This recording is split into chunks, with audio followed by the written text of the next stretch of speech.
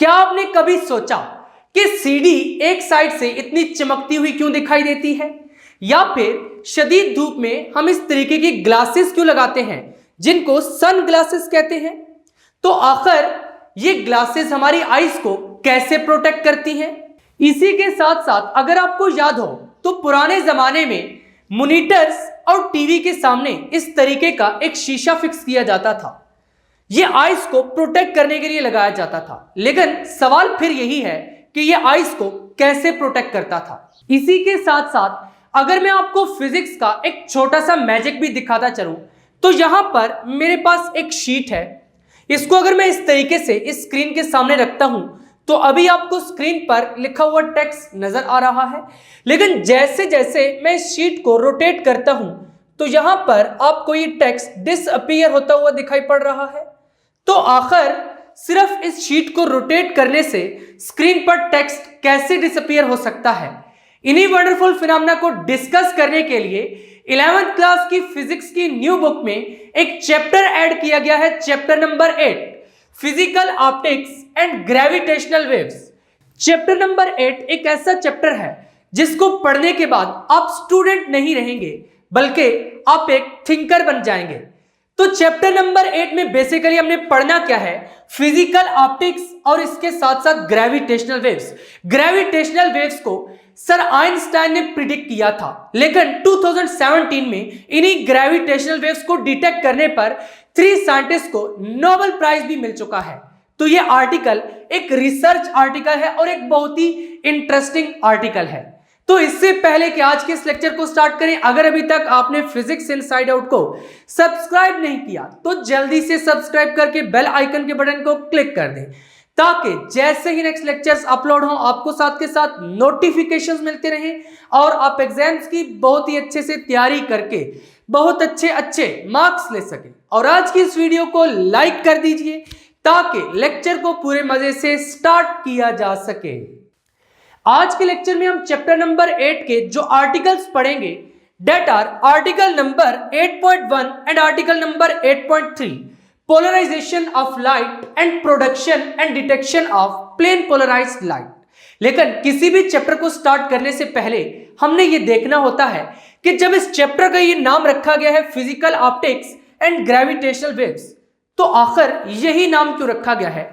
यहां पर physical optics की बजाय अगर जस्ट ऑप्टिक्स कह देते तो क्या था, लेकिन चैप्टर का नाम है physical optics and gravitational waves. देखो बच्चों, इस चैप्टर के बेसिकली 2 पार्ट्स हैं। पहले पार्ट में हम फिजिकल ऑप्टिक्स के बारे में पढ़ेंगे और दूसरे पार्ट में हम ग्रेविटेशनल वेव्स के बारे में पढ़ेंगे। तो आज के लेक्चर में हम फिजिकल ऑप्टिक्स को स्टार्ट करेंगे। पहले कुछ लेक्चर्स में फिजिकल ऑप्टिक्स के डिफरेंट टॉपिक्स पढ़ेंगे, उसके बाद ग्रेविटेशनल वेव्स की तरफ बढ़ेंगे। लेकिन क्वेश्चन फिर भी वही है कि चैप्टर के नाम में हमने फिजिकल ऑप्टिक्स क्यों लिखा है, इसको जस्ट ऑप्टिक्स क्यों नहीं कहा। देखो बच्चों, ऑप्टिक्स एक ब्रांच ऑफ फिजिक्स है जिसके बारे में आपने कुछ ना कुछ तो पढ़ रखा है, मैट्रिक में भी पढ़ रखा है, और चैप्टर नंबर 1 में जब ब्रांचेस ऑफ फिजिक्स मैंने आपको पढ़ाई थी तो वहां पर भी ऑप्टिक्स के बारे में कुछ बताया था। ऑप्टिक्स में हम बेसिकली क्या स्टडी करते हैं कि लाइट प्रोड्यूस कैसे होती है, फिर लाइट ट्रेवल कैसे करती है, इसी के साथ साथ जब लाइट मैटर के साथ इंटरेक्ट करती है तो वो किस तरीके से करती है। इसी ऑप्टिक्स को हम फर्दर जब कैटेगराइज करते हैं तो कुछ ये कहते हैं कि इसकी कैटेगरीज हैं ray optics and wave optics. क्या कहते हैं बच्चों? रे ऑप्टिक्स और इसके साथ साथ वेव ऑप्टिक्स, इसी के साथ साथ वेव ऑप्टिक्स। यही जो वेव ऑप्टिक्स है इसका दूसरा नाम है फिजिकल ऑप्टिक्स। इसी को हम क्या कहते हैं? Physical optics. अब रे ऑप्टिक्स और फिजिकल ऑप्टिक्स में मेजर डिफरेंस क्या है? देखो, आपने 10th क्लास में मिरर्स के बारे में पढ़ रखा है, लेंसेज के बारे में पढ़ रखा है। वहां पर आपने कुछ रे डायग्राम्स पढ़ी थी कि अगर ऑब्जेक्ट F पर प्रेजेंट होगा तो इमेज कैसे बनेगा, अगर ऑब्जेक्ट 2F पर प्रेजेंट होगा इमेज कैसे बनेगा। कुछ इस तरीके की आपने रे डायग्राम्स पढ़ी थी। लेंसेज के साथ कन्वेक्स लेंस, कनकेव लेंस, इस तरीके के लेंसेज के साथ आपने रे डायग्राम्स पढ़ी थी। इसी के साथ साथ आपने कुछ ऑप्टिकल इंस्ट्रूमेंट्स भी पढ़े थे, जैसे कि माइक्रोस्कोप है, टेलीस्कोप है, कैमरा कैसे वर्क करता है। तो ये जितनी भी कहानी है इसको हम बेसिकली रे ऑप्टिक्स में डिस्कस करते हैं। रे ऑप्टिक्स में हम एज्यूम ये करते हैं कि जो लाइट है ये एक स्ट्रेट रे की फॉर्म में ट्रेवल कर रही है, लेकिन वेव ऑप्टिक्स में हम लाइट को वेव मानकर चलते हैं और लाइट के बेसिकली वेव नेचर को ही डिस्कस करते हैं। इसमें हम क्या क्या डिस्कस करते हैं, जैसे कि इंटरफेरेंस है, डायफ्रैक्शन है, इसके साथ साथ पोलराइजेशन है। जब मैंने आपको चैप्टर नंबर 7 में साउंड वेव्स की इंटरफेरेंस के बारे में बताया था, तो वहां पर कुछ ना कुछ आपको लाइट वेव्स की इंटरफेरेंस के बारे में बताया था, और इसी तरीके से जब साउंड वेव्स की डायफ्रैक्शन के बारे में बताया था या फिर वाटर वेव्स की डायफ्रैक्शन के बारे में बताया था, तो वहां पर लाइट वेव्स की डायफ्रैक्शन के बारे में भी थोड़ा बहुत बताया था। देखो, लाइट वेव्स इंटरफेयर भी कर सकती हैं, लाइट वेव्स डायफ्रैक्ट भी हो सकती हैं। इसी के साथ साथ जब हम लाइट के वेव नेचर की बात करते हैं तो हमारे पास एक और कंसेप्ट भी सामने आता है जिसको हम कहते हैं पोलराइजेशन। तो आपकी बुक में फिजिकल ऑप्टिक्स का जितना भी पोर्शन चैप्टर नंबर 8 में शामिल किया गया है, basically that is related to polarization. Physical optics से रिलेटेड हम जितना भी इस चैप्टर में पढ़ेंगे उसमें हम पोलराइजेशन की बात करेंगे कि लाइट की पोलराइजेशन का मतलब क्या है, लाइट को किस तरीके से पोलराइज किया जा सकता है, लाइट को पोलराइज करने के मेथड्स कौन कौन से हैं। फिर इसी के साथ साथ मेलस लॉ, ब्रूस्टर लॉ, ये कुछ लॉज हैं जिनको हम डिस्कस करेंगे। यानी कि फिजिकल ऑप्टिक्स का जितना भी पोर्शन है चैप्टर नंबर 8 में, उसमें हम पोलराइजेशन की बात करेंगे। और पोलराइजेशन को हम कहां पर डिस्कस करते हैं, फिजिकल ऑप्टिक्स में। ये जो तीनों फिनोमेना है, interference, diffraction, polarization, they are basically related to physical optics. इसी वजह से चैप्टर का जो नाम है वो ये रखा गया physical optics and gravitational waves. इसमें हमने जनरल ऑप्टिक्स की बात नहीं करनी, we shall talk about physical optics. इसमें हम फिजिकल ऑप्टिक्स की बात करेंगे। तो यहां से अगर मैं फिजिकल ऑप्टिक्स की छोटी मोटी एक डेफिनेशन लिख लूं तो कैसा रहेगा। देखो, फिजिकल ऑप्टिक्स क्या है, इसमें हम डिस्कस करते हैं लाइट के बारे में विद रिस्पेक्ट टू पोलराइजेशन, क्योंकि हमने क्या पढ़नी है, पोलराइजेशन।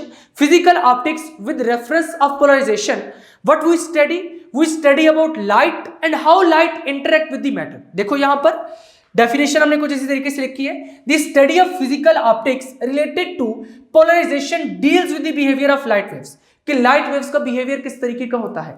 लाइट वेव्स क्या लॉन्गिट्यूडनल वेव्स होती है या ट्रांसवर्स वेव्स होती हैं। इस लेक्चर में हम डिटेल में डिस्कस करेंगे कि लाइट वेव्स का नेचर किस तरीके का होता है, वो ट्रांसवर्स नेचर की होती है या लॉन्गिट्यूडनल की। अगर उनका नेचर ट्रांसवर्स है तो क्यों ट्रांसवर्स है, इस सारे के बारे में डिटेल में डिस्कस करेंगे। इसके साथ साथ फिजिकल ऑप्टिक्स में हम क्या देखते हैं, how they interact with matter, कि लाइट वेव्स किस तरीके से मैटर के साथ इंटरेक्ट करती हैं। जैसे कि यहां पर मैंने आपको ये शीट दिखाई थी, यहां से लाइट एमिट हो रही है।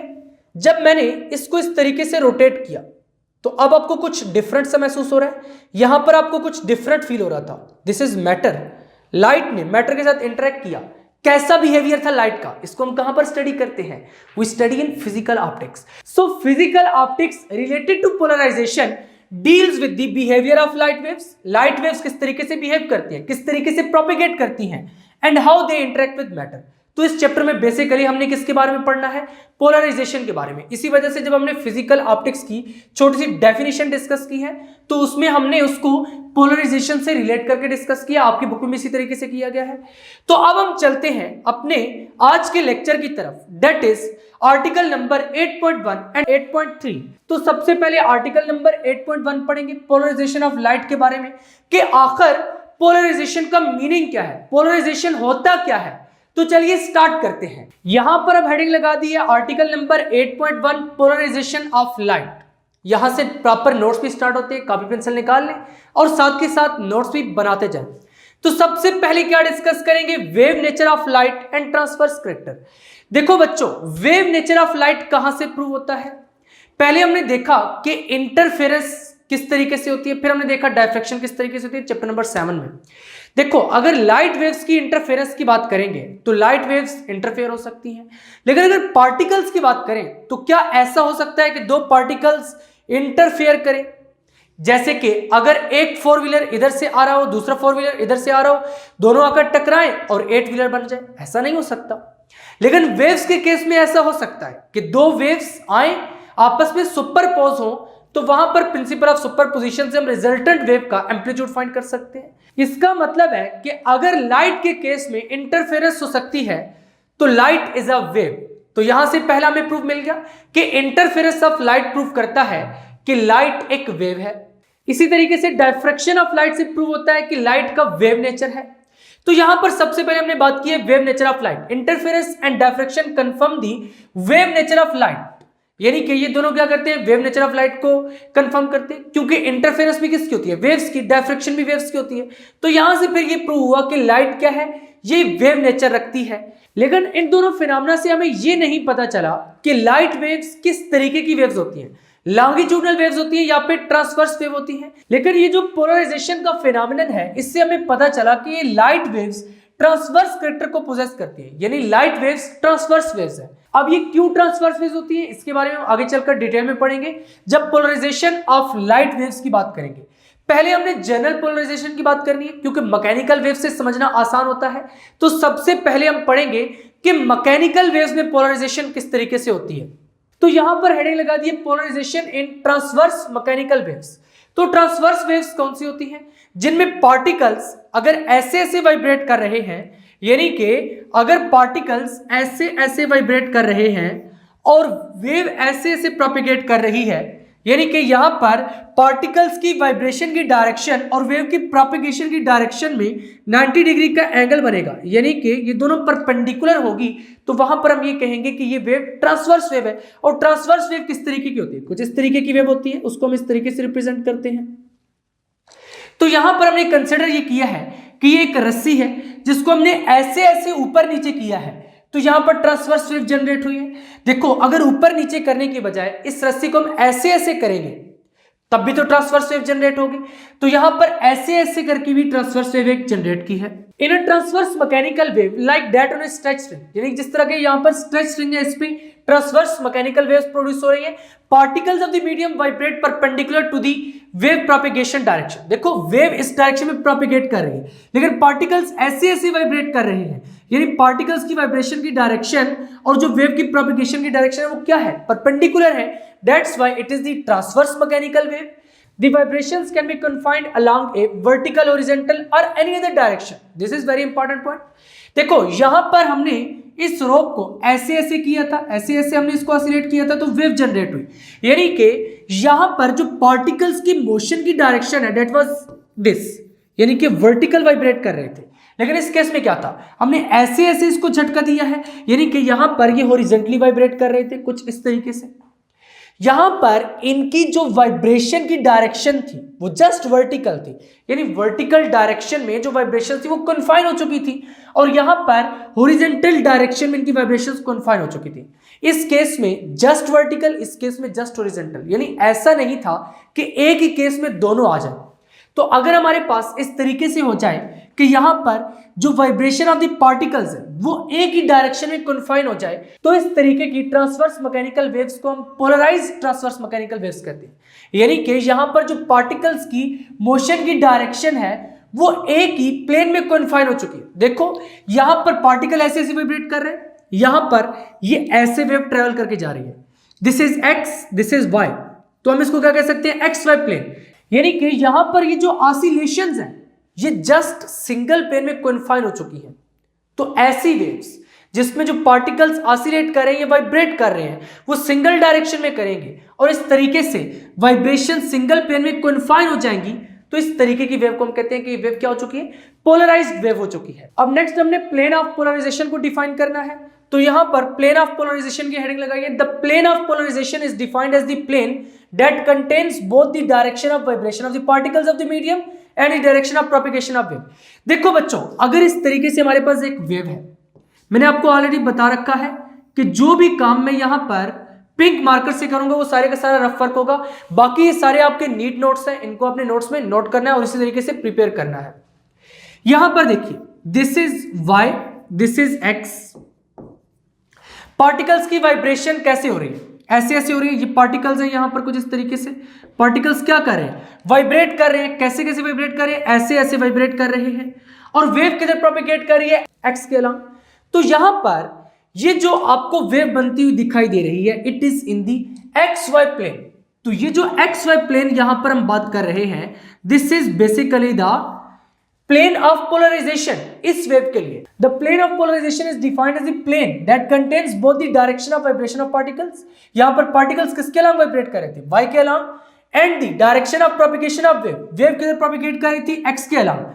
तो एक्स वाई प्लेन में ये आ रहे हैं ना दोनों, यानी वाइब्रेशन ऑफ पार्टिकल भी इसी प्लेन में है और इसके साथ साथ direction of propagation of wave भी इसी प्लेन में है। तो इट्स मीन कि जो एक्स वाई प्लेन है it is the plane of polarization. यहां तक आपके माइंड में पोलराइजेशन का कुछ ना कुछ कंसेप्ट तो बिल्ड हो ही गया होगा। क्या कंसेप्ट बिल्ड हुआ है कि अगर पार्टिकल्स की वाइब्रेशन सिंगल डायरेक्शन में कन्फाइन हो जाती है, जैसे यहां पर वाई एक्सिस के अलॉन्ग जस्ट वाइब्रेट कर रही है, तो हम क्या कहेंगे, it is the polarized wave. और दूसरी क्या कंडीशन है कि पार्टिकल जिस प्लेन में वाइब्रेट कर रहे हैं वेव उसी प्लेन में प्रोपेगेट करेगी और उस प्लेन को हम कहेंगे क्या, प्लेन ऑफ पोलराइजेशन। तो यहां तक पोलराइजेशन का कुछ ना कुछ कंसेप्ट तो आपको समझ आ चुका है। बट ये तो बात थी मैकेनिकल वेव्स के लिए, ट्रांसवर्स मैकेनिकल वेव्स के लिए। लेकिन हमने पढ़ना यह है कि पोलराइजेशन ऑफ लाइट किस तरीके से होती है, यानी लाइट किस तरीके से पोलराइज होती है या फिर लाइट के पोलराइजेशन का मतलब क्या है। तो चलिए उसको डिस्कस करते हैं। पोलराइजेशन ऑफ लाइट को डिस्कस करने से पहले हमें यह समझना होगा कि एक्चुअली लाइट किस किस पर मुश्तमिल होती है, यानी कंपोजिशन ऑफ लाइट क्या है। देखो आपने जनरली लाइट की डेफिनेशन क्या पढ़ी हुई है, छोटी क्लास में आपने पढ़ा होगा, light gives us the sensation of vision, यानी light provides us the sensation of vision. इतनी सी आपने डेफिनेशन पढ़ी होगी या फिर कुछ भी इस तरीके की आपने डेफिनेशन पढ़ी होगी। लेकिन यहां पर अब हमें देखना यह है कि एक्चुअली लाइट की कंपोजिशन क्या है, क्योंकि लाइट एक इलेक्ट्रोमैग्नेटिक वेव है। लाइट क्या कर सकती है, ट्रेवल कर सकती है विदाउट एनी मीडियम। ऐसी वेव्स जो कि विदाउट मीडियम प्रोपेगेट कर सकती है, जिनको प्रोपेगेट करने के लिए कोई मीडियम रिक्वायर्ड नहीं होता, उनको हम क्या कहते हैं, इलेक्ट्रोमैग्नेटिक वेव्स। जब लाइट एक इलेक्ट्रोमैग्नेटिक वेव है तो इसका मतलब यह है कि ये इलेक्ट्रिक फील्ड और मैग्नेटिक फील्ड पर कुछ ना कुछ मुश्तमिल होगी। तो कुछ इसी तरीके से है, ये ऑसिलेटिंग इलेक्ट्रिक फील्ड और ऑसिलेटिंग मैग्नेटिक फील्ड पर मुश्तमिल होती है। तो इसी को हमने यहां पर डिस्कस किया है। A light wave produced by an oscillating charge involves the periodic variation of the electric field vector E vector। यहां पर इसको बोल्ड करके भी लिख सकते हैं और दूसरा तरीका कार्य है कि आप इसके ऊपर वेक्टर भी डाल सकते हैं। मैंने बोल्ड करके लिखा है, आप इस तरीके से भी लिख सकते हैं E वेक्टर, यानी ऐसे E लिखकर ऊपर आप एरो डाल देंगे, इस तरीके से भी लिख सकते हैं और ऐसे बोल्ड करके भी लिख सकते हैं। Accompanied by a mutually perpendicular magnetic field vector B vector। यहां पर देखो बच्चों, this is x axis, this is y axis and this is z axis. ये जो हमने कंपोजिशन पढ़ी है इसका क्या मतलब है, यहां पर ये जो आपको y के अलॉन्ग ऑसिलेशंस नजर आ रही हैं, it is basically the oscillating electric field. और यहां पर ये आपको एक ऑसिलेशन z के अलॉन्ग भी नजर आ रही है, it is oscillating magnetic field. ये हमने सिंपल से एक स्ट्रक्चर ड्रा किया है, this is oscillating electric field, oscillating electric field and this is oscillating magnetic field. अब ये वाली जो डायग्राम है ये आपको नोट्स में ड्रा करने की जरूरत नहीं है, आपने जस्ट ये वाला सेंटेंस ही लिखना है। ये डायग्राम वैसे मैंने आपको समझाने के लिए ड्रा की है। A light wave produced by an oscillating charge involves a periodic variation of the electric field vector E vector accompanied by mutually perpendicular magnetic field vector B vector. देखो जब भी आप किसी भी बल्ब का स्विच ऑन करते हो तो वहां पर क्या होता है, करंट पास करता है, यानी कि चार्जेस की मूवमेंट हुई है। वहां पर फिर लाइट किस तरीके से प्रोड्यूस होती है ये तो एक पूरी सेपरेट कहानी है। लेकिन मान लो कि लाइट प्रोड्यूस हो गई, अब लाइट प्रोपेगेट किस तरीके से कर रही है, प्रोपेगेट इलेक्ट्रिक फील्ड और मैग्नेटिक फील्ड की ऑसिलेशंस की फॉर्म में करेगी, यानी कि variation of electric field E vector, this is variation of electric field E vector accompanied by mutually perpendicular. देखो ये y के अलॉन्ग इलेक्ट्रिक फील्ड अगर ऑसिलेट कर रही है तो मैग्नेटिक फील्ड किधर होगी, z के अलॉन्ग होगी। y और z का क्या मतलब है कि अगर दिस इज y तो ये वाला z होगा, y और z के दरमियान कितना एंगल बनेगा, यहां पर देखिए 90 डिग्री का एंगल बनेगा। तो इसका मतलब है कि oscillating electric field accompanied by a perpendicular magnetic field, यानी कि E वेक्टर और B वेक्टर क्या होते हैं, यहां पर परपेंडिकुलर होते हैं। अब ये इलेक्ट्रिक फील्ड और मैग्नेटिक फील्ड क्या है, इनको हम चैप्टर नंबर 9 और 10 में चलकर डिटेल में पढ़ेंगे। लेकिन यहां पर मैं आपको इतना बता देता हूं कि जिस तरह पहले आपने ग्रेविटेशनल फील्ड के बारे में पढ़ा है चैप्टर नंबर 4 में, ग्रेविटेशनल फील्ड क्या होती थी, यानी कि ऐसी स्पेस अराउंड दी अर्थ जिसमें अगर कोई भी ऑब्जेक्ट प्रेजेंट हो तो अर्थ उस पर फोर्स एक्सर्ट करती है। इसी तरीके से ऐसी स्पेस जहां पर कोई चार्ज फोर्स एक्सपीरियंस करता है उसको हम कहते हैं इलेक्ट्रिक फील्ड, और ऐसी स्पेस जहां पर कोई मूविंग चार्ज फोर्स एक्सपीरियंस करता है उसको हम मैग्नेटिक फील्ड कहते हैं। लेकिन इनको हम आगे चलकर नेक्स्ट चैप्टर्स में डिटेल में पढ़ेंगे। यहां तक आपने जस्ट इतना समझना है कि light is composed of oscillating electric field vector E and perpendicular magnetic field vector B vector, यानी कि oscillating electric field E vector और बी वेक्टर क्या होते हैं, आपस में परपेंडिकुलर होते हैं। अगर एक y के लंग होगा तो दूसरा z के लंग होगा। अब वेव किधर प्रोपिगेट कर रही है, वेव इधर x के लंग प्रोपिगेट कर रही है, इलेक्ट्रिक फील्ड वेक्टर y के लंग और मैग्नेटिक फील्ड वेक्टर किसके लंग है, z के लंग। तो this diagram was just the rough diagram. अब हम चलते हैं कि पोलराइजेशन ऑफ लाइट वेव्स का क्या मतलब है। पोलराइजेशन ऑफ लाइट को समझने से पहले हम जनरली ये ऑब्जर्व कर लेते हैं कि लाइट कोई भी बल्ब किस तरीके से एमिट करता है। नॉर्मली यहां पर अभी आप देखिएगा, ये बल्ब लाइट एमिट करेगा कुछ इस तरीके से। यहां पर ये क्या हो रहा है, लाइट एमिट कर रहा है ये बल्ब। तो इसी डायग्राम को यहां पर हमने कुछ इस पैटर्न पर ड्रा कर दिया है। यहां पर अब ये जो आपको नजर आ रहा है, this is electric field oscillating in all possible directions. पहले तो हमने जस्ट लिया था ना कि इलेक्ट्रिक फील्ड जस्ट वाई की अलोंग ऑसिलेट कर रही है, लेकिन प्रैक्टिकली क्या हो रहा होता है कि इलेक्ट्रिक फील्ड हर डायरेक्शन में ऑसिलेट कर रही होती है। जिस तरह के यहां पर आपको ये नजर आ रहा है कि हर डायरेक्शन में ये एरोज है। तो यहां से एक्चुअली ये समझाने की कोशिश की जा रही है कि नॉर्मल जो लाइट होती है, जिस तरह की इस बल्ब से निकल रही है, इट इज अनपोलराइज्ड लाइट, और इसमें जो vibrations of the electric field vector हैं वो तमाम डायरेक्शंस में होती है, ऑल पॉसिबल डायरेक्शंस में होती हैं। यहां पर अब हेडिंग लगा दी है अनपोलराइज्ड वर्सेस पोलराइज्ड लाइट, यानी अनपोलराइज्ड लाइट और पोलराइज्ड लाइट में फिर फर्क क्या होता है। यहां पर एक्चुअली ये वाला जो बल्ब है ये इस जगह पर प्रेजेंट है, इसी वजह से एरो लगा के ये शो किया गया है कि this bulb is over here. यहां पर ये बल्ब प्रेजेंट है और ये बल्ब क्या कर रहा है, लाइट एमिट कर रहा है। अब ये जो इलेक्ट्रिक फील्ड वेक्टर है, क्योंकि अभी हम पढ़ चुके हैं कि it is oscillating electric field and magnetic field, तो जो इलेक्ट्रिक फील्ड है वो हर डायरेक्शन में ऑसिलेट कर रही है। देखो यहां पर अगर मैं थोड़ा सा रफ वर्क करूं तो इस तरीके से वाइब्रेट कर रही है, यानी वाई के अलोंग भी वाइब्रेशंस हो रही है, जेड के अलोंग भी वाइब्रेशंस हो रही हैं, एक्स के अलोंग भी वाइब्रेशंस हो रही हैं।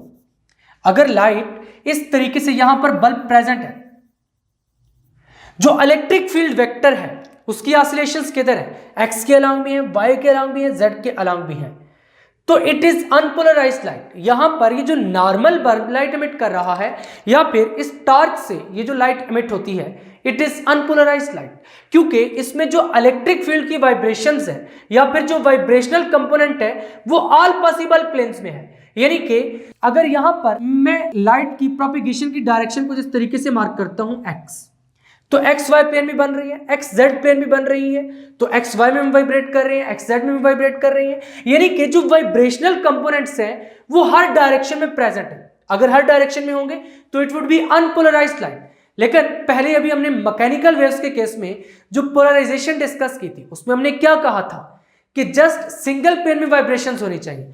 तो अगर मैं यहां पर कुछ भी ऐसा लगा देता हूं, मान लो यहां पर मैं कुछ भी ऐसा लगा देता हूं कि जस्ट ये वाला जो कंपोनेंट है ये तो पास हो सके और बाकी सारे ब्लॉक हो जाए, यानी यहां पर कुछ ऐसा मैं लगा देता हूं, मान लो ऐसे छोटे छोटे दरवाजे लगा देता हूं ताकि ये वाला जो कंपोनेंट है ये तो इन दरवाजों में से पास हो जाए, लेकिन जो ऐसे जा रहा होगा वो भी नहीं पास होगा, जो ऐसे जा रहा होगा वो भी नहीं पास होगा। बताने का मकसद ये है कि यहां पर एक ऐसा फिल्टर लगाया गया, मान लो ऐसा फिल्टर लगाया गया है, जो कंपोनेंट पीछे से ऐसे आ रहा था वो भी नहीं पास होगा, जो ऐसे आ रहा था वो भी नहीं पास होगा, जस्ट जो ऐसे जा रहा होगा वो पास होगा। तो यहां पर जो कुछ आपको रिजल्ट पे मिलेगा इस फिल्टर में से पास होने के बाद वो क्या होगा, दिस।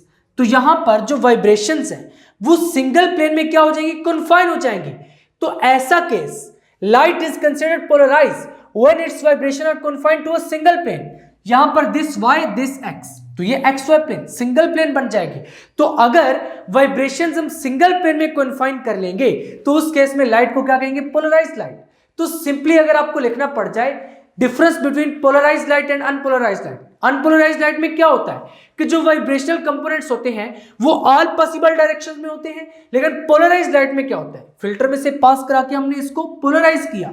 जब पोलराइज किया तो यहां पर क्या हो गया, वाइब्रेशनल कंपोनेंट सिंगल प्लेन में कन्फाइन हो गया। आगे चलकर पढ़ेंगे कि लाइट को पोलराइज कैसे किया जाता है, लेकिन यहां पर जस्ट समझाने का मकसद यह है कि अगर वाइब्रेशनल कंपोनेंट सिंगल प्लेन में कन्फाइन हो जाएगा तो वहां पर हम क्या कहेंगे कि ये लाइट पोलराइज हो चुकी है। नेक्स्ट यहां पर हेडिंग लगा दी कॉमन अनपोलराइज्ड सोर्सेस। कि अनपोलराइज्ड लाइट हमें कहां से मिल सकती है। देखो जो सन से लाइट आ रही है, it is the main example of unpolarised light. Sun जो हमें लाइट प्रोवाइड करता है दैट इज अनपोलराइज्ड लाइट। तो इसी अनपोलराइज्ड लाइट को पोलराइज करने के लिए हम सन ग्लासेस का यूज करते हैं। जब हम सन ग्लासेस पहन लेते हैं तो जो सन से लाइट हमारी आईज में एंटर होगी वो पोलराइज होकर एंटर होगी। तो sun is the major source of unpolarised light. इसके साथ साथ फ्लोरेसेंट लैंप से जो लाइट आती है that is also unpolarised light. Light from flame से, कैंडल से जो भी लाइट निकलती है दैट इज अनपोलराइज्ड लाइट। अब हमने पोलराइजेशन की एक प्रॉपर डेफिनेशन लिखनी है, तो चलिए पोलराइजेशन की एक प्रॉपर डेफिनेशन लिखते हैं। डेफिनेशन ऑफ पोलराइजेशन, तो क्या लिखा है? Polarization is the process that restricts the electric field and magnetic field vibrations of a light wave to a single plane. जैसे अभी मैंने आपको बताया कि यहां पर वाइब्रेशंस इस तरीके से भी हो रही थी, कुछ इस तरीके से भी हो रही थी, कुछ इस तरीके से भी हो रही थी, लेकिन हमने क्या किया कि उसको एक फिल्टर में से पास करवाया। मान लो कि इस तरीके का कोई फिल्टर है, आगे चलकर इस फिल्टर के बारे में हम पढ़ेंगे क्योंकि हमारा नेक्स्ट आर्टिकल यही है, production and detection of polarized light. लेकिन यहां तक अभी हम जस्ट डेफिनेशन पढ़ रहे हैं। देखो लाइट आई, इसको हमने क्या किया, इस पोलराइजर में से पास करवाया। तो पोलराइजर में क्या होता है, मान लो इस तरीके के कुछ छोटे छोटे दरवाजे होते हैं, यानी जस्ट समझने के लिए कुछ इस छोटे छोटे दरवाजे होते हैं। अब क्योंकि ये इस तरीके से है तो इनमें से कौन सा कंपोनेंट पास हो पाएगा? ऐसा कंपोनेंट पास हो पाएगा जो कि इनके साथ अलाइन करेगा, यानी कि ये जो कंपोनेंट है ये वाला तो पास कर जाएगा वर्टिकल कंपोनेंट, बाकी सारे क्या हो जाएंगे? ब्लॉक हो जाएंगे। तो पोलराइजेशन क्या है? It is the process that restricts the electric field and magnetic field vibration. अब ये वाली वाइब्रेशन भी क्या हो गई? ब्लॉक हो गई। ये वाली वाइब्रेशन भी क्या हो गई? ब्लॉक हो गई। जस्ट कौन से वाला कंपोनेंट पास कर पाया? ये वाला पास कर पाया। Of light to a single plane of vibration. अब ये सिंगल प्लेन में वाइब्रेट कर रहा है, जस्ट आपके पास वो वाला कंपोनेंट पास हुआ है जो कि इस फिल्टर के एक्सिस के साथ अलाइन कर रहा था। It is a property exhibited only by transverse wave. देखो ये वाली प्रॉपर्टी कौन एग्जिबिट करेगा? जस्ट ट्रांसवर्स वेव एग्जिबिट करेंगे, क्योंकि ट्रांसवर्स वेव में ही ऐसे होता है कि particles perpendicular to the direction of propagation vibrate करते हैं। अगर वेव भी इसी तरीके से प्रोपेगेट कर रही है और पार्टिकल्स भी इसी तरीके से वाइब्रेट कर रहे हैं, फिर तो इसने सारे का सारा ही पास कर जाना है। इसका मतलब है कि लॉन्गिट्यूडनल वेव्स के केस में पोलराइजेशन नहीं हम डिस्कस कर सकते। ये पोलराइजेशन जस्ट किसके लिए होगी? ट्रांसवर्स वेव्स के लिए होगी। तो यही बात लिखी है, it is a property exhibited only by transverse wave, यानी कि पोलराइजेशन जस्ट किसकी होगी? ट्रांसवर्स वेव्स की होगी, लॉन्गिट्यूडनल वेव्स की नहीं होगी। It does not occur for longitudinal waves such as sound waves, यानी कि लाइट वेव्स की पोलराइजेशन तो हो सकती है बट साउंड वेव्स की पोलराइजेशन नहीं हो सकती, क्योंकि लाइट वेव्स में क्या होता है कि जो ऑसिलेशन ऑफ इलेक्ट्रिक फील्ड या फिर मैग्नेटिक फील्ड है वो perpendicular to the direction of propagation होता है। इसी वजह से लाइट वेव्स को हम कहते हैं ट्रांसवर्स वेव। लेकिन साउंड वेव्स के केस में क्या होता है कि पार्टिकल्स की वाइब्रेशन की डायरेक्शन और वेव की प्रोपेगेशन की डायरेक्शन सेम होती है, जिसकी वजह से वहां पर ये वाला इफेक्ट देखने को नहीं मिलता पोलराइजेशन वाला। तो पोलराइजेशन जस्ट किसकी होगी? ट्रांसवर्स वेव्स की होगी, जैसे कि लाइट वेव्स है। अब हमने देखना है प्रॉपरली कि लाइट को किस तरीके से पोलराइज किया जा सकता है। अभी तक आपको यह समझ आया है कि पोलराइज लाइट होती कौन सी है, अनपोलराइज लाइट कौन सी होती है और इसके साथ साथ पोलराइज्ड लाइट कौन सी होती है। अब हमने देखना यह है कि अनपोलराइज्ड लाइट को पोलराइज कैसे किया जा सकता है। यह हमारा मेन टारगेट है इस चैप्टर में। तो यहां पर डिफरेंट मेथड्स हैं जिनके जरिए हम अनपोलराइज्ड लाइट को पोलराइज कर सकते हैं। Methods to polarize unpolarized light. तो सबसे पहला मेथड है passing light through a polarizing filter that is a polaroid sheet. यहां पर ये जो मैं आपको लेक्चर के स्टार्ट से दिखाता आ रहा हूं, this is basically Polaroid sheet या फिर इसको पोलराइजिंग फिल्टर भी कहते हैं। इसके जरिए हम क्या कर सकते हैं? लाइट को पोलराइज कर सकते हैं, यानी अगर हम लाइट को इसमें से पास करवाएंगे तो दूसरी साइड से जो लाइट ट्रांसमिट होकर निकलेगी that would be the polarised light. Second है using a polarising beam splitter. अब बीम स्प्लिटर क्या होता है? देखो नाम से वाज़ेह हो रहा है, जो बीम को स्प्लिट करता है ये रिफ्लेक्टेड बीम और ट्रांसमिटेड बीम को सेपरेट कर लेता है। लेकिन पोलराइजिंग बीम स्प्लिटर पीबीएस एक डिफरेंट थिंग है और बीम स्प्लिटर डिफरेंट थिंग है। पोलराइजिंग बीम स्प्लिटर जो है ये जब बीम्स को स्प्लिट करता है और साथ के साथ लाइट को पोलराइज भी कर देता है। नेक्स्ट है एम्प्लॉइंग सर्टेन ऑप्टिकल क्रिस्टल्स और मटेरियल्स। अब कुछ डिफरेंट ऑप्टिकल क्रिस्टल्स हैं या फिर मटेरियल्स हैं जिनके जरिए हम लाइट को पोलराइज कर सकते हैं, जैसे कि कैल्साइट है, क्वार्ट्ज है। कैल्साइट और क्वार्ट्ज के बारे में ऑलरेडी मैं आपको chapter number 5 solids and fluid dynamics के फर्स्ट लेक्चर में बता चुका हूं कि कैल्साइट और क्वार्ट्ज ये कौन से मटेरियल होते हैं। एनीहाउ यहां पर बताने का मकसद ये है कि कैल्साइट और क्वार्ट्ज के जरिए भी हम लाइट को पोलराइज कर सकते हैं।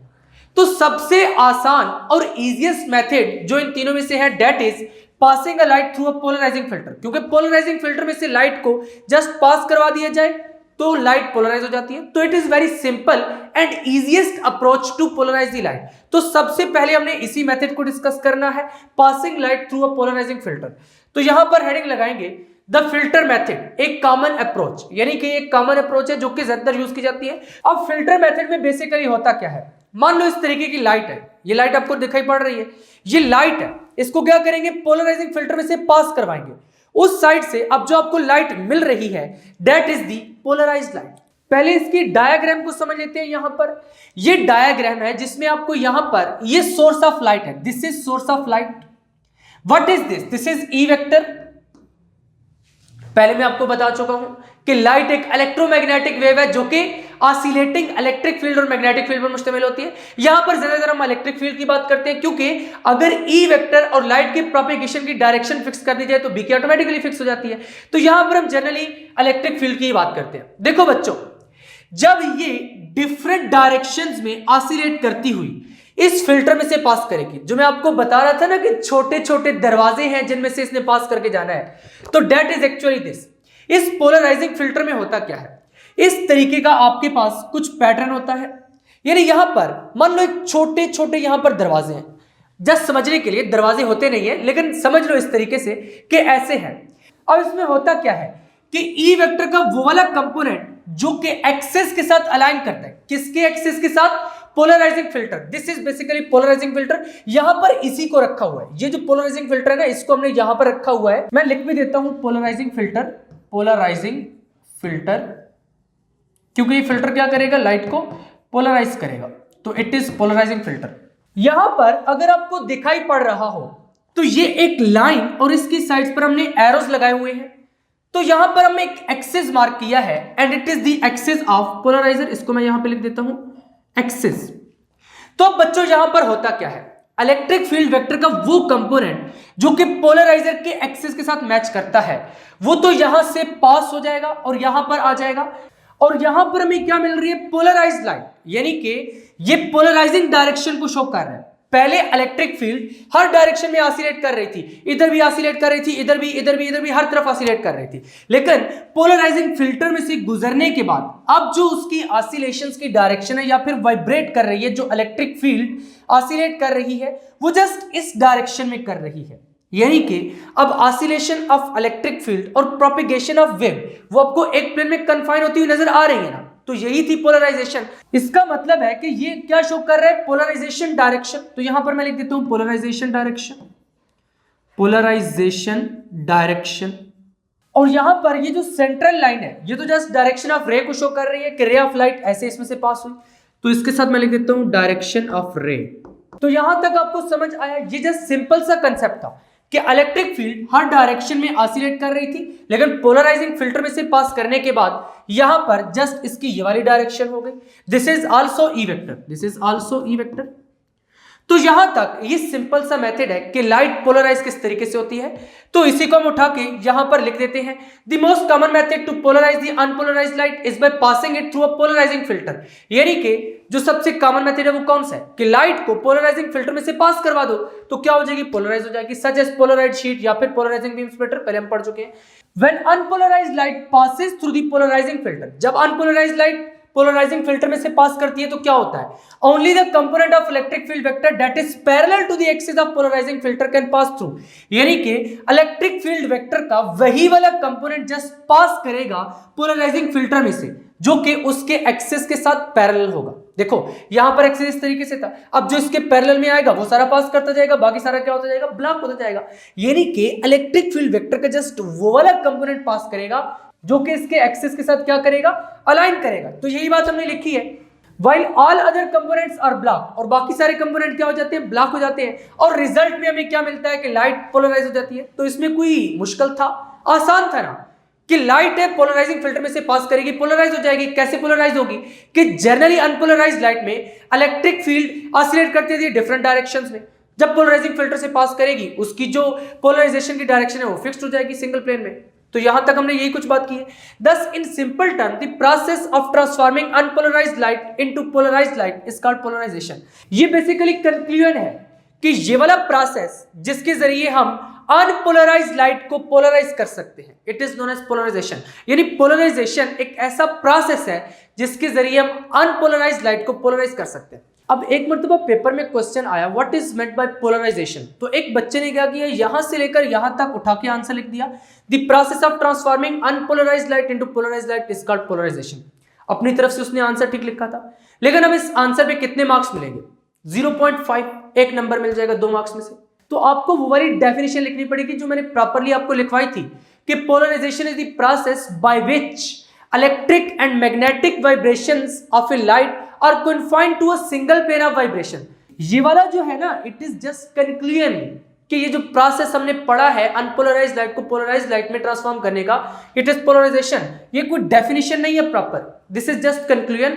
इसको आपने कंक्लूजन के तौर पर याद करना है। डेफिनेशन जो है वो प्रॉपर वाली वही है जो ऑलरेडी मैं आपको लिखवा चुका हूं। तो पोलराइजेशन को पढ़ने के बाद अब आप एक छोटा सा कंक्लूजन तो निकाल ही सकते हैं कि पोलराइजेशन की बेसिस क्या है। क्या हो जाए तो हम कहते हैं कि ये लाइट पोलराइज्ड लाइट है।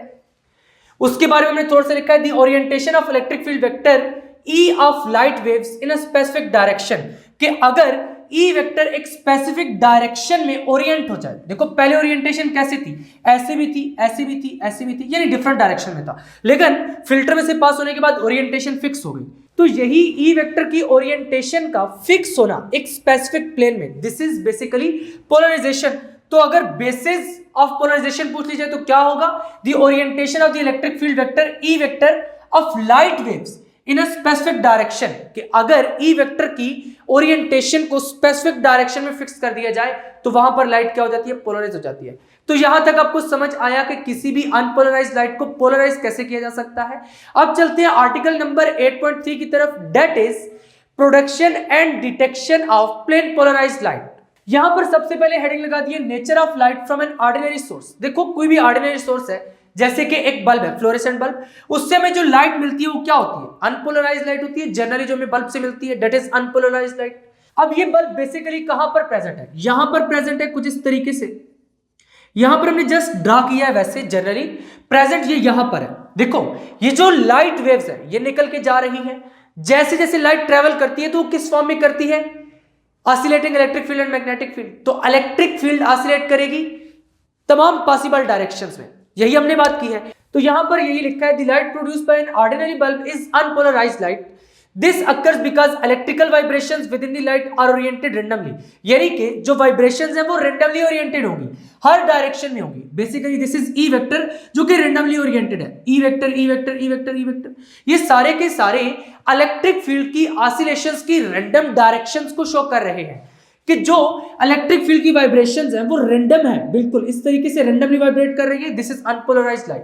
अब आर्टिकल का नाम क्या है, प्रोडक्शन एंड डिटेक्शन, यानी कि अनपोलराइज्ड लाइट को पोलराइज करना, पहले पोलराइज्ड लाइट प्रोड्यूस करना और उसके बाद उसको डिटेक्ट करना। This is the basic motive of this article. तो सबसे पहले स्टार्ट करते हैं कि पोलराइज्ड लाइट को प्रोड्यूस कैसे किया जाता है, production of plane polarized light using a polaroid. अभी तक हमने जो पोलराइज्ड लाइट की बात की है वो क्या थी, प्लेन पोलराइज्ड लाइट थी, क्योंकि जो direction of oscillating electric field और direction of propagation of wave थी वो सिंगल प्लेन में आ रही थी। अगर सिंगल प्लेन में आए तो ऐसी पोलराइजेशन को हम कहते हैं प्लेन पोलराइज्ड लाइट। तो यहां पर प्लेन पोलराइज्ड लाइट को कैसे प्रोड्यूस किया जा सकता है, if unpolarized light is pass through a polarized sheet, यानी कि जब भी अनपोलराइज्ड लाइट को पोलराइज्ड शीट से पास करवाएंगे, ये अनपोलराइज्ड लाइट है, इसको पोलराइज्ड शीट से पास करवाएंगे तो इस तरफ आपको जो लाइट मिल रही है that is the polarized light. तो सिंपल सा मेथड है कि पोलराइज्ड शीट से पास करवा दो, लाइट क्या हो जाएगी, पोलराइज हो जाएगी। तो प्रोडक्शन में तो हमने जस्ट ये को लिखना है, क्योंकि आर्टिकल का नाम क्या था, प्रोडक्शन एंड डिटेक्शन। अब डिटेक्ट कैसे करते हैं, देखो लाइट एक मतलब पोलराइज हो गई, अब हमें कैसे पता चलेगा कि पोलराइज हो गई है या नहीं हुई, इसको एक एग्जांपल से समझते हैं। ये जो स्क्रीन आपको नजर आ रही है सामने, इसके आगे बेसिकली एक पोलराइजिंग फिल्टर लगा हुआ है, तभी तो ये आइस को डिस्टर्ब नहीं करती, यानी इसमें से जो लाइट निकल रही है बाहर दैट इज पोलराइज्ड लाइट। तो इस पोलराइज्ड लाइट को चेक करने के लिए हम इसके आगे एक और पोलराइजर रखते हैं जिसको एनालाइजर कहते हैं, यानी इस पोलराइजेशन को एनालाइज करने के लिए हम एक और पोलराइजर को यूज करेंगे कि क्या ये पोलराइज हुई है या नहीं हुई। देखो यहां पर अब इसको मैं रोटेट करवाऊंगा, जैसे जैसे इसको मैं रोटेट करवाऊंगा, अगर लाइट की इंटेंसिटी कम हो रही है या फिर लाइट ब्लॉक हो रही है, तो इससे हमें इस बात का प्रूफ मिलता है कि जो लाइट इसमें से निकल रही है that is the polarized light. अब ऐसा होता क्यों है, चलिए उसको समझते हैं एक डायग्राम की मदद से। यहां पर ये अनपोलराइज्ड लाइट बीम है जिसमें इलेक्ट्रिक फील्ड डिफरेंट डायरेक्शन में ऑसिलेट कर रही है, वाइब्रेट कर रही है। ये आगे पोलराइजिंग फिल्टर है, दिस इज पोलराइजिंग फिल्टर। अब ये अनपोलराइज्ड लाइट क्या कर रही है, इस पोलराइजिंग फिल्टर में से पास कर रही है। उसके बाद जो डायरेक्शन ऑफ वाइब्रेशन या फिर ऑसिलेशन की डायरेक्शन है इलेक्ट्रिक फील्ड की, वो फिक्स हो चुकी है यहां पर इस तरीके से। अब अगर नेक्स्ट पोलराइड हम इसके एक्सेस के साथ पैरेलल में रखेंगे, यानी इसके एक्सेस के साथ अलाइन करके रखेंगे, तब तो ये वाले ई वेक्टर सारे पास कर जाएंगे। लेकिन यहां पर दूसरी डायग्राम में जब हमने एनालाइजर को इस तरीके से रोटेट कर दिया, देखो पहले ऐसे था, हमने क्या किया, ऐसे रोटेट कर दिया। जब रोटेट किया है तो यहां पर कोई लाइट सामने देखने को नहीं मिल रही। जैसे कि यहां पर मैंने क्या किया था, इसको रोटेट किया था। देखो एक पोलराइजर पहले ऑलरेडी लगा हुआ है जो कि स्क्रीन में प्रेजेंट है, यानी कि हमें ये पोलराइज्ड लाइट मिल रही है। मैं इसको रोटेट करूंगा, देखो ऐसे रोटेट करूंगा, यहां पर आपको सब कुछ ब्लैक होता हुआ दिखाई पड़ रहा है, यानी कि अब लाइट इसमें से नहीं पास कर पा रही। पहले वो क्या थी, पोलराइज थी। पहले ऐसे ऐसे वाला ई वेक्टर यहां से निकल रहा था, मैंने आगे एक और ब्लॉकेज लगा दी ऐसे करके। अब जो ऐसे ऐसे वाला ई वेक्टर था वो नहीं निकल रहा, क्योंकि इसकी जो अलाइनमेंट है वो उससे हमने 90 डिग्री पर कर दिया है। यानी कि यहां पर ऑब्जर्व कीजिए, ये एक पोलराइजिंग फिल्टर था, इससे लाइट पोलराइज हो चुकी है। अब अगर इसी डायरेक्शन में हम नेक्स्ट पोलराइजर, जिसको हम एनालाइजर का नाम दे रहे हैं, अगर इसी डायरेक्शन में रखते तो ये पास हो जानी थी, लेकिन हमने उसको उल्टा कर रखा, यानी 90 डिग्री पर रखा, रोटेट करके रखा। अब लाइट नहीं पास कर रही। जब नहीं पास कर रही तो इसका मतलब यह है कि यहां पर वो लाइट पोलराइज हो चुकी थी। तो इसी बात को हमने लिखा है कि डिटेक्शन, कि आया पोलराइज हुई है या नहीं हुई। If a second sheet of Polaroid called an analyser, क्योंकि हम इस सेकंड शीट को एनालाइजर कह रहे हैं। पहला पोलराइजर है, लाइट पोलराइज हो गई, अब अगले से हम एनालाइज कर रहे हैं कि क्या पोलराइज हुई है या नहीं हुई। इस वजह से उसको हमने एनालाइजर कहा है कि अगर एनालाइजर के एक्सिस को पोलराइजर के एक्सिस के साथ पैरेलल में रखेंगे, दोनों को अलाइन करके रखेंगे, तो लाइट पास करेगी। बस जस्ट यही वाला सेंटेंस लिखा है, so that the axis is parallel to the axis of first polarizer, then the plane polarized light is transmitted through the analyzer. यानी फिर एनालाइजर में से आपको प्लेन पोलराइज्ड लाइट पास होती हुई मिलेगी। अब अगर हम इसको रोटेट कर दें, जैसे कि मैंने आपको बताया है, तो नेक्स्ट हेडिंग ये लगाइए, effect of rotating the analyser.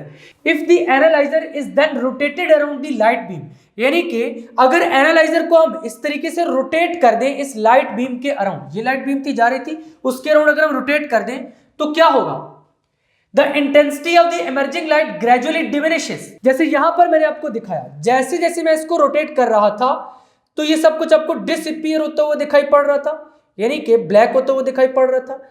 जो लाइट थी वो डिसअपीयर हो रही थी। इसी चीज को हमने लिखा है कि intensity of the emerging light gradually diminishes, यानी जैसे जैसे रोटेट करेंगे वो डिमिनिश होती चली जाएगी। इट बिकम्स कंप्लीटली एक्सटिंग्विश्ड, यानी कि ये कंप्लीटली एक्सटिंग्विश हो जाएगी, आपको कोई लाइट नहीं मिलेगी जब आप इसको पूरा पूरा ऐसे रोटेट कर देंगे, यानी 90 डिग्री पर। देखो पहले ऐसे रखा, फिर इसको हमने 90 डिग्री पर रख दिया। अब जो प्लेन पोलराइज्ड लाइट इसमें से निकली थी वो ऐसे पोलराइज थी, आगे हमने पोलराइजर को ऐसे रख दिया जिसको हमने एनालाइजर कहा है। जब ऐसे हम पोलराइजेशन कर चुके हैं, वो ऐसे वाले में से तो पास नहीं करेगी, लाइट ब्लॉक हो जाएगी, तो आगे हमने नो लाइट लिखा है इसी वजह से। When the axis of polarizer and analyzer are perpendicular, यानी जब परपेंडिकुलर हो जाएंगे तो उस केस में क्या हो जाएगी, लाइट कंप्लीटली एक्सटिंग्विश हो जाएगी, यहां पर आपको कोई लाइट देखने को नहीं मिलेगी। Continuing the rotation causes the light to reappear। देखो यहां पर पहले मैंने इस तरीके से रखा, इसको मैंने रोटेट किया, लाइट डिसअपीयर हुई, लेकिन अगर मैं इसको मजीद रोटेट करता जाऊं, देखो डिसअपीयर, मजीद रोटेट किया, फिर से आपको सब कुछ दिखाई पड़ रहा है। तो इसका मतलब है कि अगर कंटिन्यूसली आप रोटेट करते रहेंगे तो दोबारा क्या होगा कि लाइट रीअपीयर होगी। यहां पर देखो, अगर मैं इसको मजीद रोटेट करता हूं, जब मजीद रोटेट करूंगा तो ये अगेन से अलाइन होना शुरू हो जाएंगे। जब अगेन से अलाइन होना शुरू होंगे तो ये वाले ई वेक्टर पास होना स्टार्ट हो जाएंगे। तो इसी बात को हमने लिखा है, causes the light to reappear and reach maximum brightness। जैसे यहां पर मैंने आपको दिखाया, देखो इस पोलराइजर का एक्सिस क्या है, ये वाला है, जो इसके अंदर पोलराइजर लगा हुआ है उसका एक्सिस भी ये वाला है। अब ये एनालाइजर के तौर पर वर्क करे, जैसे जैसे मैं रोटेट करूंगा तो आपको इंटेंसिटी ऑफ लाइट क्या होती नजर आ रही है, डिमिनिश होती हुई नजर आ रही है। लेकिन अगर मैं इसको फर्दर रोटेट करूंगा, दोबारा से रोटेट करके ऐसे लेके आऊंगा, तो अगेन से आपको बिल्कुल साफ दिखाई पड़ रहा है, यानी कि दोबारा से मैक्सिमम ब्राइटनेस वो रीच करेगी। When the axis are again parallel. यहां पर अब इसका एक्सिस और इसका एक्सिस, यानी इसमें जो पोलराइजर है उसका एक्सिस और इस एनालाइजर का एक्सिस आपस में क्या है, सेम है। यहां पर क्या हो गए, परपेंडिकुलर, यहां पर अगेन से क्या हो गए, सेम, यानी दोबारा से जब सेम होंगे तो मैक्सिमम ब्राइटनेस मिलेगी। तो यहां से इस एक्सपेरिमेंट का कंक्लूजन क्या निकल कर आता है कि अगर ऐसी बात है कि आप रोटेट करेंगे तो इंटेंसिटी डिमिनिश होगी, तो ये प्रूव करता है कि लाइट वेव्स ट्रांसवर्स वेव्स है। क्यों प्रूव करता है, क्योंकि यहां पर हमने खुद कहा है कि ऐसे ऐसे इलेक्ट्रिक फील्ड ऑसिलेट कर रही है। अगर ये ऐसे ऐसे ऑसिलेट कर रही है और लाइट ऐसे ट्रेवल कर रही है, तो यहां पर बच्चों कौन सा एंगल बन रहा है, 90 डिग्री का एंगल बन रहा है। अगर ऑसिलेशन की डायरेक्शन ये होगी और प्रोपेगेशन की डायरेक्शन ये होगी, तो ये वेव कौन सी होगी, ट्रांसवर्स वेव होगी। इसी वजह से हमने कहा था कि लाइट वेव क्या है, ट्रांसवर्स वेव है। If the light waves were longitudinal, कि अगर ये लॉन्गिट्यूडनल होती, यानी कि ऐसे ही प्रोपेगेट कर रही होती और ऑसिलेशन की डायरेक्शन भी यही होती, फिर तो सारी की सारी लाइट सीधी सीधी पास कर जानी थी। लेकिन हमने देखा कि रोटेशन पे वो पास नहीं कर पा रहे। जब पास नहीं कर पा रहे तो इसका मतलब है कि जो ऑसिलेशन है वो ऐसे ऐसे हैं, वो प्रोपेगेशन की डायरेक्शन से परपेंडिकुलर है, इसकी वजह से पास नहीं कर पा रहे। तो so light is the transverse wave, light is not longitudinal wave. अगर लॉन्गिट्यूडनल होती, if light waves were longitudinal, अगर ऐसे होता, they would not be extinguished, तो कभी भी ऐसा ना होता कि वो एक्सटिंग्विश हो जाती when two polaroids were mutually perpendicular. जब हमने परपेंडिकुलर रखा था वो एक्सटिंग्विश हो गई, जब हो गई तो इसका मतलब है कि वो ट्रांसवर्स वेव है। तो यहां तक आपको समझ आया कि किस तरीके से हम लाइट को पोलराइज करते हैं, प्लेन पोलराइज करते हैं, और फिर किस तरीके से प्लेन पोलराइज लाइट को डिटेक्ट करते हैं कि आया ये पोलराइज हुई है या नहीं हुई। सिंपल सा एक्सपेरिमेंट था जिससे आपको समझ आ चुका है। फाइनली आज के लेक्चर में हमने पोलराइजेशन ऑफ लाइट के बारे में पढ़ा है, फिजिकल ऑप्टिक्स को स्टार्ट किया था, और पोलराइजेशन ऑफ लाइट के बारे में पढ़ा है कि एक्चुअली पोलराइजेशन होती क्या है। अब इस आर्टिकल में से, ये जो आर्टिकल नंबर 8.1 और 8.3 है, इसमें से किस तरीके के क्वेश्चन बन के आ सकते हैं। अगर मोस्ट इंपॉर्टेंट क्वेश्चंस की बात करें जो पहले पास पेपर्स में रिपीट होते रहे हैं, तो सबसे पहला है what is meant by polarization. Polarization की डेफिनेशन अक्सर पूछी जाती है, या फिर what is meant by polarization in transverse mechanical waves, इसके बारे में पूछा जा सकता है। और इसके साथ साथ how many methods are there to polarize the light, तो आपने वो वाले 3 मेथड्स के नाम याद करने हैं। उसके बाद ये भी पूछा जा सकता है what is the common approach to polarize the unpolarized light. तो ये कुछ इंपॉर्टेंट क्वेश्चन है जिनको आपने अच्छे तरीके से तैयार करना है। तो फाइनली आज का लेक्चर यहीं पर एंड होता है। अगर अभी तक आपने फिजिक्स इनसाइड आउट को सब्सक्राइब नहीं किया तो जल्दी से सब्सक्राइब करके बेल आइकन के बटन को क्लिक कर दें, ताकि जैसे ही नेक्स्ट लेक्चर्स अपलोड हो आपको साथ के साथ नोटिफिकेशंस मिलते रहें और आप एग्जाम्स की बहुत ही अच्छे से तैयारी करके बहुत अच्छे मार्क्स ले सकें। मिलेंगे नेक्स्ट लेक्चर में, तब तक के लिए अल्लाह हाफिज।